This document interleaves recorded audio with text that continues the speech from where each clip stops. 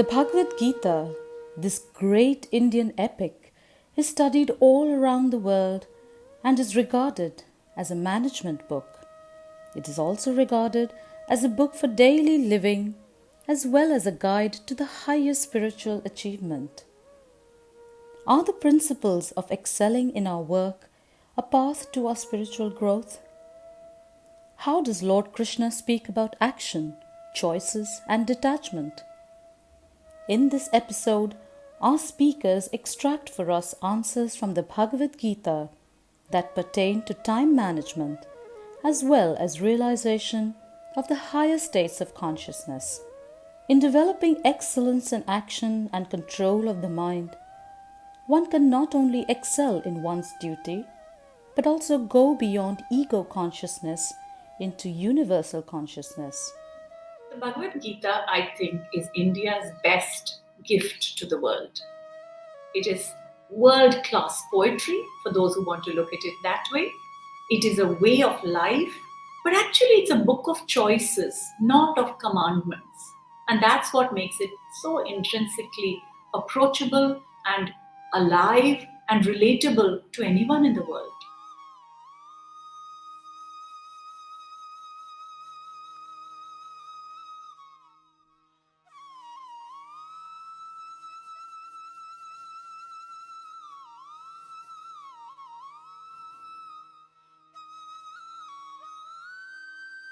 It has nothing to do with a Krishna, like I have a Krishna sitting there at the back with a beautiful pose of a flute and his legs are relaxed pose of Krishna that you see there. Sure, the Bhagavad Gita does stand for that Krishna, but actually the word Krishna itself means that which attracts you. So it talks about the Krishna outside, a teacher who's actually living in your own heart inside. And he's giving us the guidance, he or she, I love to say she because I'm champion woman, and the voice comes from within. The teacher is telling you from within. And whom is he talking to? Whom is he guiding in the Bhagavad Gita? Arjuna. What does Arjuna stand for? For any one of us who's living a difficult, challenging life in our own little spheres, right? And wherever we are in the world, whichever culture, whichever geography, it's immaterial. When we want to choose good and try to remain more calm, more cheerful, more confident, there is no answer that you cannot find in the Gita how to do that. And that's why I think the Gita is a manual for daily living. If you have a question, you can look there, you're bound to find an answer. If you're looking for inspirations, there's so many thoughts there that you can actually meditate on.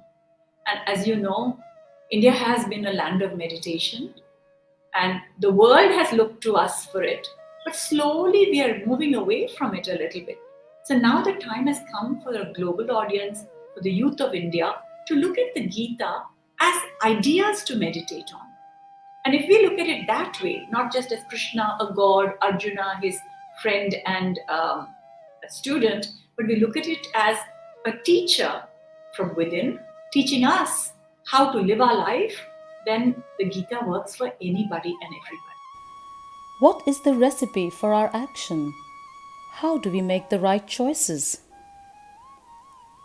One of the things that one soon begins to realize right from the very beginning, that whatever action one undertakes corresponding to what I understand to be my dharma,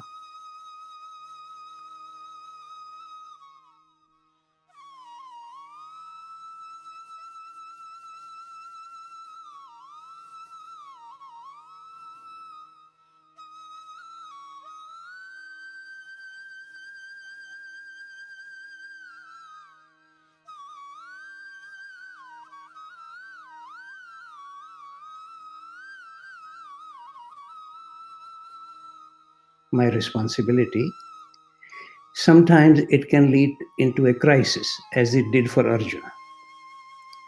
And then really he turns to Krishna,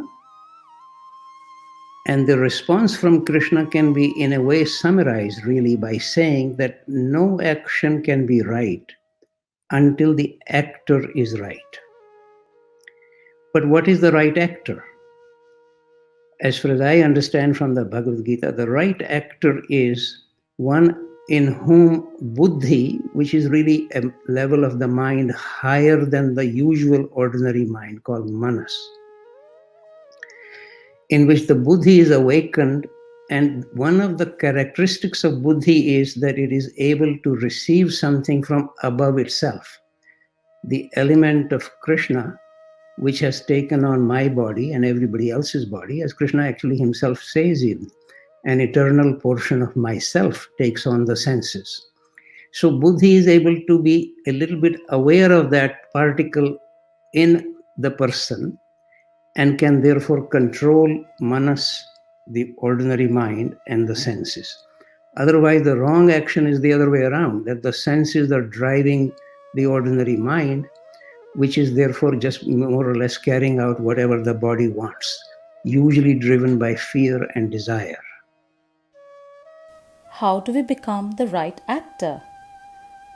So, but then in order to become the right actor, Krishna says that one has to practice or accomplish yoga. But in order to accomplish yoga, it is necessary to engage in a yajna, which is often translated as sacrifice, but it is really much more subtle than that. Every spiritual practice is a form of yajna, but it requires sacrificing my attachment to my usual level and be willing to learn something coming from a higher level, from the devas, the way Krishna would put it. So then if I can actually engage in yajna, then Krishna later on actually says that the highest yajna for a serious searcher is swadhyaya, self-study, self-inquiry, precisely because what is fundamentally suggested really by all the great teachers, in fact by the Buddha as well as by Christ, and certainly by Krishna in the Bhagavad Gita repeatedly, and in the Yoga Sutras by Patanjali, that a fundamental and a radical transformation of the whole of my being is required. Essentially, how can I be free of me? My desires, my acquisitions, my enhancement, my earnings, my fame. How can I be free of this? And also the fear that accompanies this because I may not succeed. So self-study is absolutely the essential part of any kind of radical transformation. In this regard, what can the practice of yoga bring to us? Which are the practices of yoga that help us develop the capacity of right action? How does yoga help us control our senses and emotions to make the right choices? Most of the time, our mind, which is our most powerful tool, because nothing manifests in the physical that hasn't already manifested in your mind, whether that's, the heights of human achievement or the depth of human despair, I think comes from the mind.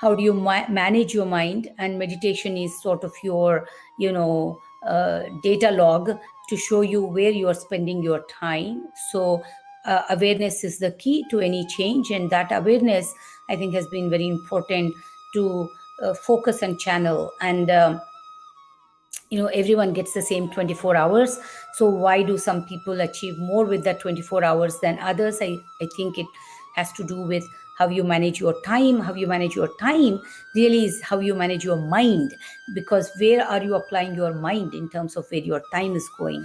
And being present, how are you present for a moment, right? And then when you are done with that and you have to move to this, how do you compartmentalize to move to that? And these are all really important tools in self-development, and these are all important tools in living a fulfilled life. And so to me, the combination of yoga and meditation then bring other practices into place, which is whether it's time management, being present, being an active listener. And these are all leadership tools that we get coached around how you can leverage them to sort of maximize your, say, success, right? But origin of all of that is understanding and enabling your control on your mind. And once in a while, like every year, I also try to go to a retreat where silence is advised and recommended, and you're away from your digital devices.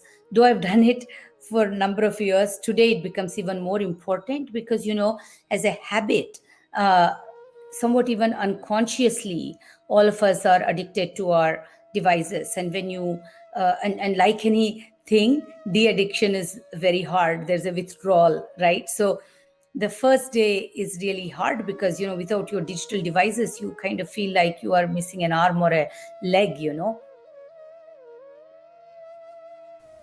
You have a right to perform your prescribed duties, but you are not entitled to the fruits of your actions. How is that a valid concept in today's world? And I think someone asked me this question: what is the important value from the Gita that you learned as a child that remained with you forever? And I really think it is that famous line from the Gita, right? Where you have a right to work, but not to the result. And in the beginning, people are confused, and a global audience is many times confused. What do you mean you're not going to be attached to the result? We all work for results. We all want to become billionaires. We all want to become a unicorn company. Sure, that's not what the Gita is telling us. I realized that in later life, that it's telling you to be focused on the quality of work that you give.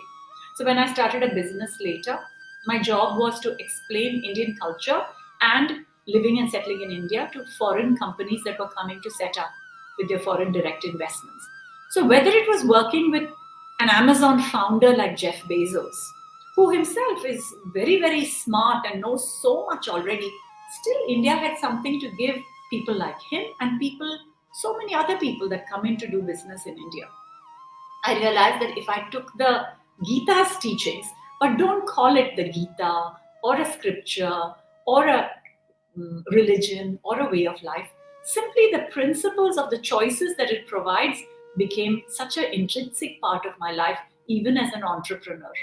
So I was able to take him, for example, Jeff Bezos, and explain that Indians always have retail behavior with consensus building. We will ask 5 other people before we buy something, an aunt, an uncle, and so on. Family is so important, right? And this is built into the story of the Bhagavad Gita's teachings that came in my youth. Because as I grew up, and after many years later, though I have now walked away from that business of foreign direct investors, that company still stands the test of time. Because I kept keeping my eyes on being an expert in delivering Indian culture as much as I could, and not keep on looking at only at the results. So you shift your gaze, if you're careful, from your customer's pocket to the customer's profit line. So you begin to be aware of making him profitable. And so, this doesn't make a lot of sense, does it? This idea that you act, but the fruits of your actions are not yours.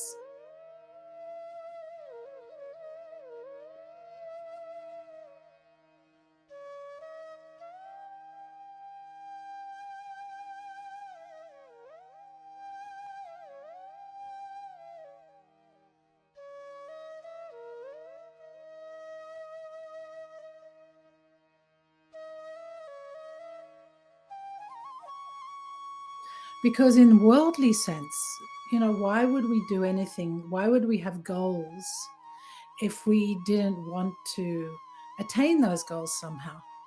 That I don't think that's what is being spoken about here at all.